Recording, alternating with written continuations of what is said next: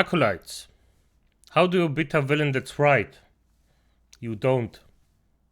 You join me. And I'm not saying I am a villain, but in some eyes, Acolytes. Maybe. Potentially. I just got their souls and, made their bodies to some zombie servants.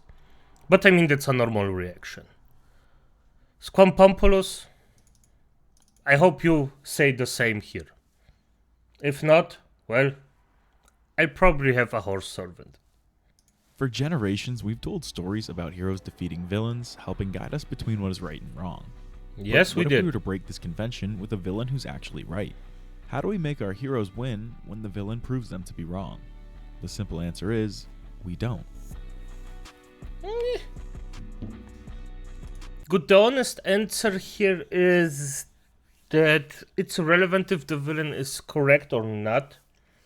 Most of the time, if the hero just thinks he's correct, that's a golden opportunity to actually, off the villain and then make the villain or the hero into a villain. So it perpetuates the cycle of, being bad.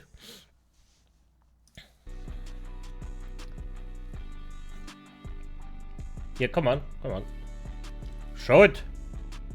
One of the easiest ways to write a great story is to have a great protagonist. Yep. One of the easiest ways to write a great protagonist is to challenge them with a great antagonist. To help do this, I made a framework I call the antagonist drill to help make villains that make good stories. I've already made a video covering the entire framework, a video dedicated to the obstacle layer, and a video dedicated to the dilemma layer.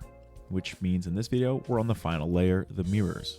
When the protagonist's abilities and values are already well established, what is left to challenge them on? Their flaws. The ones that they can't change. According to my framework, any antagonists who do this are called mirrors. Mirror antagonists are often the most complex antagonists. This is because they can't simply be overcome like an obstacle, nor can they be negotiated with like a dilemma. For a villain to reach mirror status, they have to challenge the deepest level of a protagonist's character, their unchanging truths. This makes for complex characters, complex stories, and complex interpretations that modern audiences love. I was recently watching Local Scriptman, as one does, and he mentioned that stories can be told with different contexts in mind. He used the example of pre-conventional, conventional, and post-conventional, mentioning how as you go later in time, stories have shifted in focus from good beats evil to what even are good and evil. Okay, thank you. I think I'm gonna... Did he make... No, he didn't. He didn't show a link. I'm just gonna... Give me a second. Acolytes, by the way, if you don't know, there is a very, very useful tool named Snipping Tool on your PC. So you can basically just make a screenshot in seconds, then copy, repost it, and you're done. Very, very useful. And I didn't know it for years.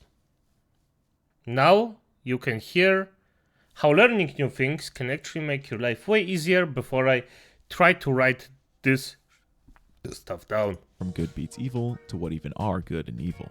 I immediately thought this aligned very well with my antagonist role. As we go from top to bottom, we get obstacle antagonists that are meant to lose, to dilemma antagonists meant to test what victory is worth, to mirrors who are meant to challenge the entire idea of victory. No layer is inherently better than another. They just exist to achieve different goals. So, when the goal is to make the most thought-provoking story as possible, we can use mirror antagonists to achieve this. When you think of mirror antagonists, think of the word expose. They expose something about the protagonist in a way that's so powerful that the hero simply can't ignore it. But it has to be something the hero can't Makes change. sense. Think something they did, something they want, or something they stand for. Things that define who they are. The job of the mirror is to reflect these back at the protagonist, showing just how ugly they can be. I've thought of two different ways this reflection can manifest. The first type's a more literal reflection, where the hero observes their own flaws in the villain. I'll call it the illusion of color. From afar, they appear to be completely different shades. It especially works if you squint, but when we get closer, we see that they're actually the same hue of red, just put within different contexts. When we apply this to our characters, we see just how similar our hero is to our villain. In my first video, I mentioned how Yuji from JJK kills curses in the same unconditional fashion that Mahito kills humans. When he realizes they are the same, it makes for a powerful, thought-provoking moment. The next type of reflection is... But I just have to state this one, acolytes. In real life, if you have someone or you see some reflections in somebody who's bad, that doesn't mean that you are also a bad person as long as you go the, let's just say, noble path. Would this be the correct? I just think if you just don't off people constantly or make their lives miserable, you can still have some reflections in bad people, but that's just normal. Just don't follow the same path as they do. So yeah. Is more like a mental reflection rather than someone reflecting yourself onto you, if that makes sense. Basically, this one is what I'd call the illusion of choice, or a false dilemma. My previous video goes in depth on how a true dilemma can help refine a character's values. But when the dilemma has either an obvious choice or an irrelevant choice, it becomes a mirror. This is because it preys on a known truth about the character and forces them to come to an expected conclusion. When I talked about John Doe in the first video, this is exactly what I meant when I called him a mirror. Sure, when he presented Mills a dilemma, there were technically two choices he could have made, but we all knew what the choice was going to be, making it a false dilemma via the illusion of choice, a mirror. For the record, I don't think these two types of mirrors are mutually... I would also say that maybe even if you have two choices, one of them is obvious, but you could still somehow show that the protagonist knows that the other choice that isn't as obvious still picks it because it's better for humanity. So you could have a really good, situation there, a dilemma, but it's, actually obvious what to pick, but somebody still doesn't pick it for some reason. So, exclusive. As we'll see in this video, an antagonist can present both. At the end of the day, they both serve to expose the protagonist's flaws. So, without further ado, let's jump in. Today, like countless YouTube essayists before me, I'm going to be breaking the first and second rules of Fight Club. I'm going to talk about it. There's a lot to dissect about this movie, from consumerism to masculinity to identity, but in this video, we're here for one thing, or should I say one man, or should I say two men. Tyler Durden, in a way more literal than most, is the ultimate mirror antagonist for the narrator. Hell yeah. When the narrator meets Tyler, his life changes drastically. In a short time, he goes from a stable job in a well-decorated apartment to living in a decrepit vacant home and leading an anti-establishment revolution. So how did we get here? Tyler Durden, of course. Tyler introduces the narrator to a brand new way of living. Throughout the entire movie, Tyler challenges the narrator's perception of society and perception of himself. He exposes his self-esteem, questioning why he values his possessions so much. He exposes the narrator's upbringing, poking holes into his relationship with his father. He exposes the narrator's fear of death, ensuring him of his own mortality. And he exposes the narrator's wants, desires, and dreams, or lack thereof. All movie long, Tyler seems to know exactly how to get what he wants out of the narrator. It's like he knows the narrator better than the narrator knows himself. So how on earth is Tyler so smart, so capable, so free in all the ways the narrator is not? Well, remember that first type of mirror I mentioned with the hearts? The illusion of color? Yeah, Fight Club is like that, but to the very extreme. Tyler Durden literally is the narrator. Always had been. But where the narrator is timid and complacent, Tyler Durden is the part of his brain that has had enough with society's failures and is ready to do something about it. Every outlandish thing Tyler Durden had done, and everything he's planning to do, is a direct reflection of the narrator's deepest truths, because it was the narrator all along who actually carried them out. The narrator tries to deny this for a while, but there's just no running from the truth. He has to face the music. You could say he overcomes Tyler once he finally accepts reality, but at that point the damage is done. In fact, whenever a villain is overcome by acceptance, it's probably a telltale sign that they were a mirror. Think Puss in Boots versus Death. Anyway, the narrator accepts his own dark truths. Puss in Boots, the best depiction of death that I seen in my effing life. Damn, I love this one. I love that one. Accepts that there's a very real part of him that has reached its limit. It's this acceptance that is the heart of the story. This is why I say that when a villain is right, there's no beating them, because you can't beat the truth. Not when a mirror antagonist makes it impossible to ignore. So what does it all mean? What can we take away from Fight Club? Well, a lot. I could give you my thoughts on its commentary on capitalism, and you might totally agree, or you might think it's about something completely different. And that is my point about mirror antagonists.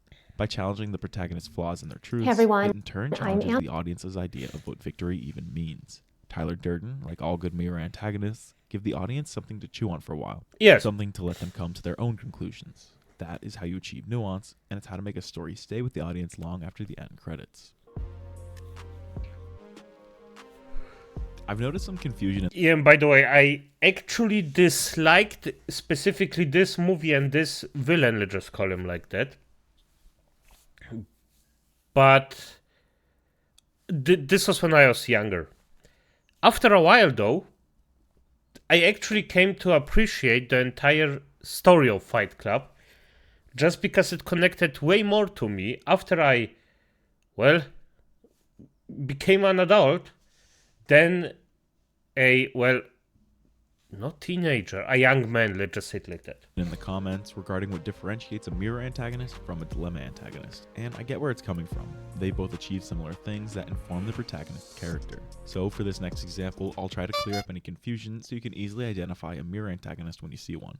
I haven't said it out loud yet in this video, but it's implied that a mirror antagonist has to be extremely competent, perhaps the most competent character in the entire story. No.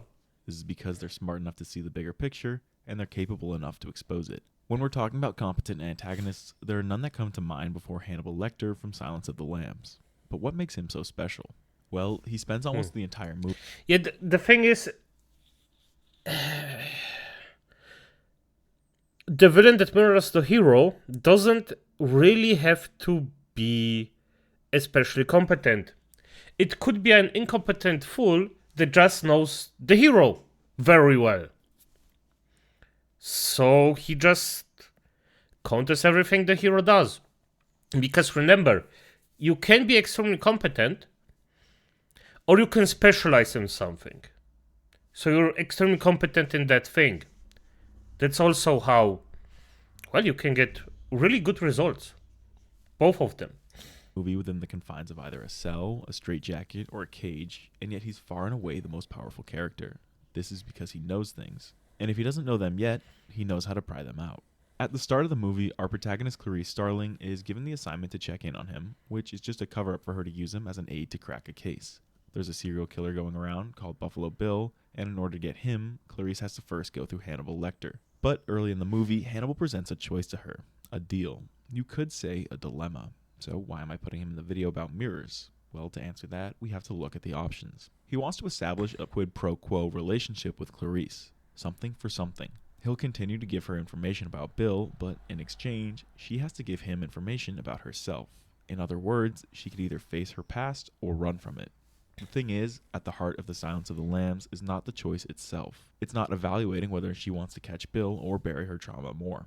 If this was a dilemma, we'd be focused on the decision. Instead, Clarice jumps right in, no hesitation, and it frees her. Using both the clues Hannibal provided, as well as the lessons he'd inadvertently taught, Clarice finally overcomes Buffalo Bill once she understands herself and where her strength comes from. By looking in the mirror that Hannibal held up for her, Clarice was able to look her past in the eyes and come out on top. The easiest way to distinguish a dilemma from a mirror is to ask who is informed by the choice. A dilemma informs the audience about a character's true values. When the choice is difficult and it's not clear what they're going to decide, only the character knows deep down what they're going to choose.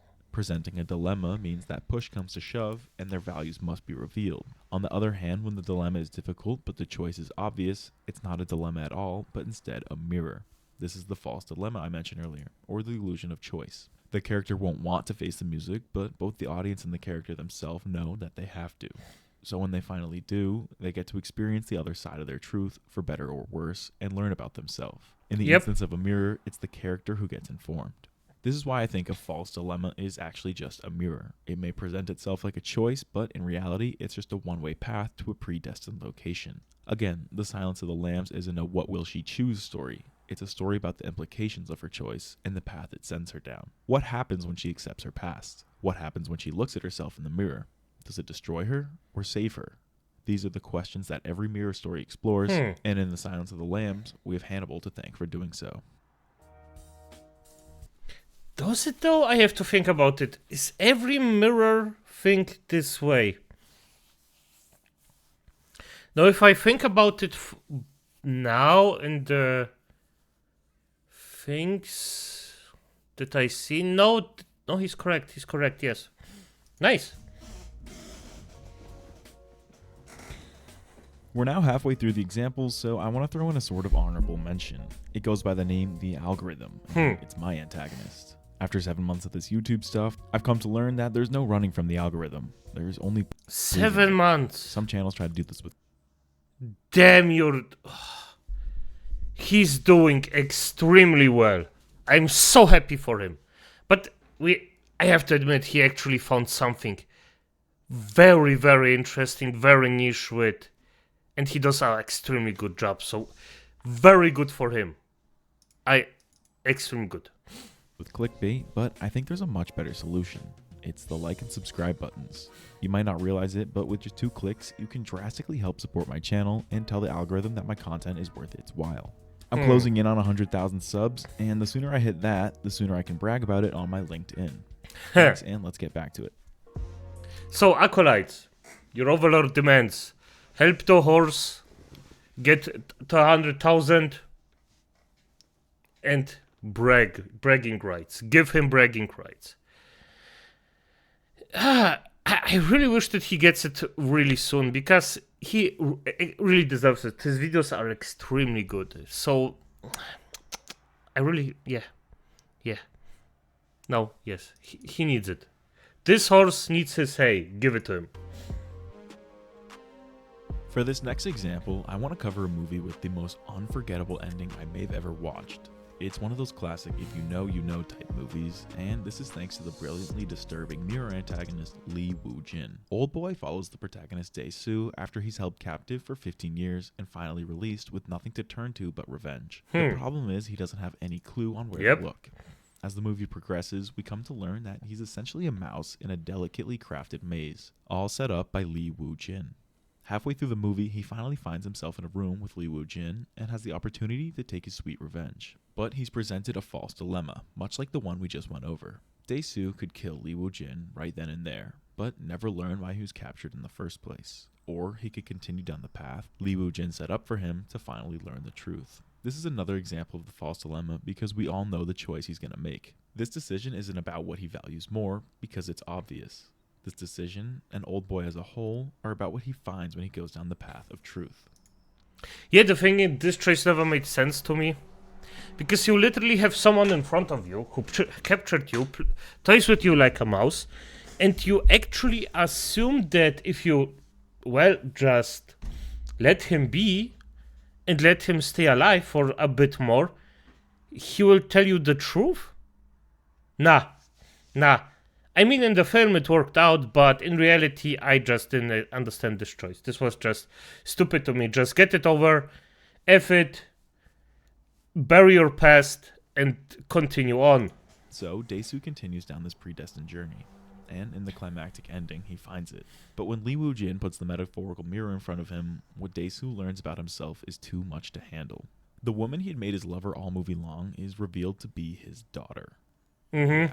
This reflection Li Woo-jin presents is an interesting take on the illusion of color because it ties perfectly to the root of their conflict.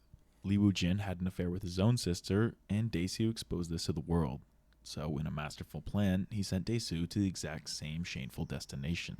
And the truth is devastating, but it's true nonetheless. So what happens when he's forced to face the music? Well, I'm sure it's no surprise that seeing his own reflection destroys him. He completely bends the knee for Li Woo-jin, begs for mercy, and even cuts his own tongue off. Anything to keep the secret from his daughter Mi-do.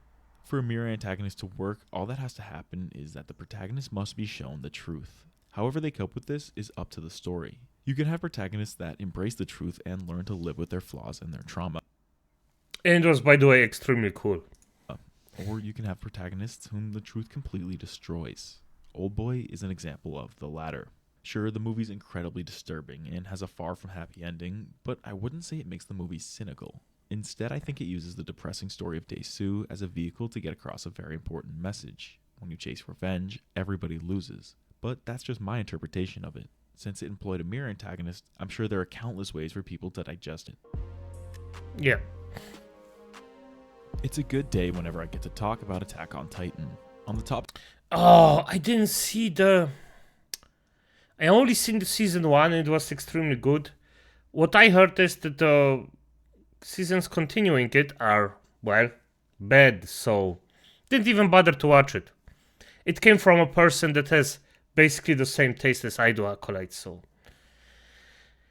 I still should at some point maybe do it, but if I already know that it ends like, how's it called? The give me a sec. Game of Thrones. Then I just lose any motivation to watch this stuff. So, topic of antagonists, there are a lot of different angles I could take because I think the show has a uniquely dynamic ensemble of characters.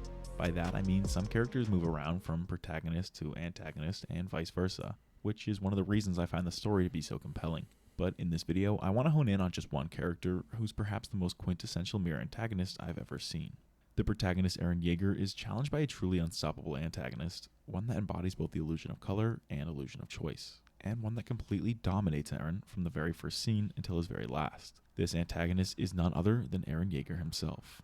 Eren was always motivated by this untamable urge to be free. This manifested as a desire to eradicate all Titans from his world and made him the perfect protagonist to lead the story along. Naturally, he was challenged by Titans, whether that meant simple pure Titans or even the Titan shifters among his peers. But who would end up being his greatest adversary of them all was himself. In an instant, everything Eren knew changed when he made contact with Historia. He essentially stared down the most horrifying mirror imaginable, the truth that was to come. Through the Attack Titan's abilities, future Eren sent messages to his past self of the horrors he was going to bring upon the world.